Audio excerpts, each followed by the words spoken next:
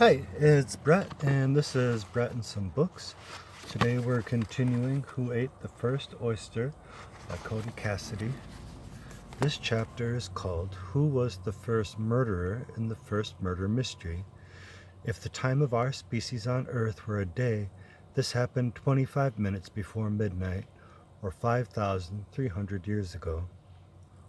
The pre-dawn light had only just begun when the man watched his target set off from their Copper Age village at the base of the Italian Alps. He watched him pick his way through the wooded foothills and waited for him to disappear up the mountain slope before he quietly gathered his equipment. The man put on his sheep-hide undergarments and goatskin leggings and cinched his grass and sheepskin coat with a belt. He stuffed his leather and string boots with fresh hay, packed a meal of dried goat meat into his wood-framed backpack, tucked a flint knife into his belt, strapped a deerskin quiver of arrows to his back, slung his long bow over his shoulder, and set off in pursuit. He was 5.5 feet tall, thin and wiry, strong with legs and lungs well conditioned for the altitude and terrain. As he picked his way up the mountain, he did so with the speed and grace of someone who had spent a lifetime hiking the steep slopes. He kept pace with the man, but was in no rush to catch up. He knew the man would take the well-trod trading path at the top of the Utsul Alps that the spring melt had only recently cleared. He avoided the densely wooded Valsenales Gorge, as his target had done, by climbing, descending, and climbing again, placing him to the south of what's now called the Similon Pass. As he approached the ridge, he could see a wisp of smoke rising from a small gully up ahead. He unshoulders his bow, pulled an arrow from his quiver, and crept toward the top. In September 1991, two trekkers in the Utsul Mountains, hiking along the border between Austria and Italy, stumbled upon a gruesome scene. The unusually warm summer had melted a patch of snow in a small trench along the Similon Pass and exposed a dead man's torqued arm and grimacing face. The hikers assumed they had found the remains of someone caught in the last winter's storms and alerted the authorities. But as the medical examiners jackhammered him free, the man's freeze-dried skin led them to suspect he was far older, perhaps a lost soldier from World War I. Then they spotted his equipment. Lying beside the man, nearly perfectly preserved, was an ancient copper axe. It was a beautiful prehistoric tool, rare even for its time, the likes of which had no one forged or wielded for nearly 5,000 years. Archaeologists from around the world hurried to investigate, and local newspapers dubbed the man Utsi, after his mountain range where he died. He had perished, they determined, some 2,000 years before King Tut. Utsi's age by itself wasn't all that remarkable. Archaeologists frequently discover far more ancient bones. The condition of his corpse, however, was unprecedented. A glacier had slid over his body immediately following his death, like a freezer door sliding shut, sealing him into a small hollow for 5,000 years. The result was near-perfect preservation. The chill and humidity preserved his DNA, skin, fingernails, organs, hair, eyeballs, even the contents of his stomach, all of which have provided scientists an unprecedented glimpse into the lives of Copper Age Europeans. Today, after more than 2 decades of continuous examination, Utsi's body has likely become the most studied corpse in human history. Stanford archaeologist Patrick Hunt, a member of the National Geographic team who examined Utsi, tells me scientists have determined that his hair color, eye color, final meal, tattoos, arthritic joints, and numerous medical problems. By studying the enamel of his teeth, they know the precise valley where he was born. By reconstructing his vocal cords, they know the sound of his voice, which was raspy and deep, a bit like a human bullfrog. and by the layers of pollen in his stomach, scientists have recreated the exact route he took up the Utstal Mountains on his final trek. But perhaps the most interesting revelation occurred nearly 10 years after the hikers first discovered Utsi, when a radiologist's scan spotted what others had missed: a flint arrowhead buried beneath his left collarbone that had left a severed subclavian artery in its wake. The injury would be a mortal wound on a modern operating table, let alone thousands of years ago on a mountain pass. This discovery settled 10 years of debate about Utsi's cause of death. He had not died of illness, exposure, or fall. Utsi's death was a homicide. Violence has been a part of the human condition for far longer than we have been humans. Anthropologists once thought homicide and wars were a side effect of modern urbanization. Murder, went the theory, was the result of people living next to those they didn't know, and wars were the result of the rise of state power. In recent years, however, this theory has been forcefully challenged, largely because it was based on two faulty observations. One, the idea that our ape ancestors were relatively peaceful and thus our evolution has been toward violence, and two, an underestimation of the violence in our ancient past. In recent decades, primatologists have discovered chimps kill each other with far more frequency than humans, and though hunter-gatherer battles result in fewer casualties than the organized slaughter of state warfare, their populations are far smaller, and their violence can be chronic, resulting in equivalent or even higher rates of violence than anywhere but the most violent cities in the modern world. We have, anthropologists now believe, been killing each other with vigor since the very beginning. What is new is the increasing taboo against violence. Most ancient killers received praise rather than punishment for their homicides.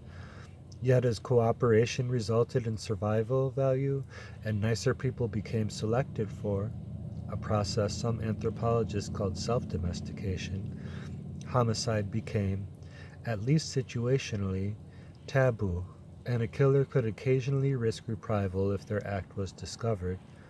Thus, the murder mystery was born. Archaeologists don't know when this transition began, but Utsi's murder is the first hard evidence archaeologists have uncovered of a killer attempting to get away with their act. After 20 years of investigating the most studied crime scene in human history, the evidence now suggests that Utsi was assassinated by someone he knew who went to great lengths to cover up his crime. Who killed Utsi? Let's call him Giovanni, after the Juval district in northern Italy he likely called home, and to him because 96% of homicides around the world today are committed by men, according to a 2013 United Nations report. This is not a modern phenomenon. According to the anthropologist Scott Brown, homicide as a predominantly male pursuit is a human universal that stretches deep into our past. Giovanni was born to farmers and herders rather than nomadic hunters and gatherers. His ancestors were pastoralists who originated in ancient Turkey and spread into Europe, slowly displacing the European hunters and gatherers through violence and disease, bringing with them a settled lifestyle based on tilled soil, domesticated animals, and permanent villages. He may have had brown eyes and dark hair and perhaps sported a wispy beard if he looked like a typical Neolithic European. Men averaged 5'5", which, when combined with his wiry, strong frame, likely gave him the build of a modern-day horse jockey. The uneven diet that stunted his growth, combined with his intense daily regimen, would have kept his upper body lean, but given him the powerful legs and degenerative joints of someone who had spent a lifetime hiking in the Utsal Mountains. Giovanni likely suffered from poor health. The first farmers and herders in Europe experienced frequent bouts of malnutrition because, Unlike hunters and gatherers, whose balanced and diversified diet protected them against the collapse of any one species or plant, Juvali's survival depended on a few crops and animals that could wither in a flood or a drought. Even in good years, Juvali and his people ate a significantly poorer diet than hunters and gatherers, who were generally taller and healthier. Juvali also lived beside domestic farm animals, which attracted pests, could follow his water supply, and provided an on-ramp to life-threatening viruses. Serious disease was common for these early farmers. Many of their skeletons have deep grooves in their fingernails, called Bowes lines, that are indicative of illness. Juvali might well have suffered from tapeworm, arthritis, Lyme disease, or ulcers, all known to plague Neolithic Europeans. His starch-heavy diet likely meant he had a mouthful of cavities, and the steep terrain inflicted a heavy toil on his joints. Juvali was not completely defenseless against the ravages of his unhealthy lifestyle. Recent discoveries have revealed these early farmers practiced a far more sophisticated medicine than had been previously imagined. Juvali may have used antibacterial fungus remedies, Hunt tells me, and punched charcoal into his joints with a bone needle to ease his arthritis. Researchers aren't sure of Juvali's profession, partly because they're unsure what kinds of professions existed in Copper Age Europe. There were certainly shepherds and farmers and coppersmiths, but were there shopkeepers, barbers, or tailors? 20 years ago, scholars believed the economies of Neolithic Europe were based largely on subsistence, but a close examination of Utsi shoes suggests a more sophisticated local economy than many scholars once presumed. The shoes aren't much to look at, though through glass at the South Tyrol Museum of Archaeology in Bolzano, Italy, where I saw them, they appear like hollowed out loaves of bread held together with string.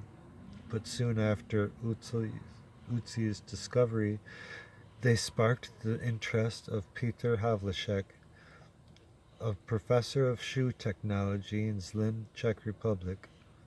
He crafted exact replicas of Utzi's string and leather, hay-lined size 7.5 hiking boots, and field-tested them. He slid on ice, dunked them in water, and wore them on his treks up the mountains of Europe. After his tests, he declared the shoes a miracle. Their hay insulation kept his feet warm, even in snow, and their soft leather soles provided excellent traction, with better pressure distribution than modern hiking boots. The Czech mountaineer Václav Padik wore a pair and proclaimed, "There is no mountain in Europe that couldn't be conquered in these shoes." Havlicek believed no one but a professional cobbler could have crafted shoes of such quality, providing a hint, if not proof, of a potentially diverse array of professions in Juvali's village. The sophistication of the shoes and the potential existence of cobblers prove how little researchers still know about the kinds of trades that existed in Neolithic Europe, and make it difficult to guess Juvali's. Yet the most likely scenario is that Juvali was a herder. Herding sheep and goats was, and still is, a primary means of making a living in the foothill of the Italian Alps.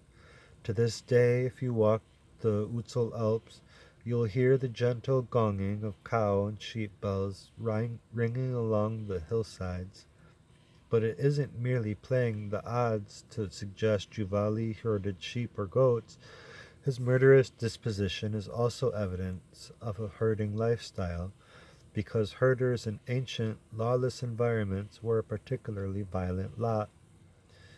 Unlike farmers, whose wealth is embedded within the ground, a herder's life saving sits atop 4 legs, which leaves it exposed to thieves. Before modern law enforcement, a herder's only defense against robbery was the promise of violent retaliation. Without fair courts to settle disputes, the incentive for a herder was to over-respond to challenges, threats, and thievery. The results of these perverse incentives can be seen in relatively recent history. In medieval England, when the records office was far better than the court system, the average herding hamlet suffered homicide rates that rivaled a modern-day war zone. In 1340, the herders and farmers of Oxford, England, slaughtered each other to the tune of 110 killings per 100,000 citizens. Today the rate is less than 1% of that. Archaeological anecdotes hint even of more extreme violence in Juvali's era.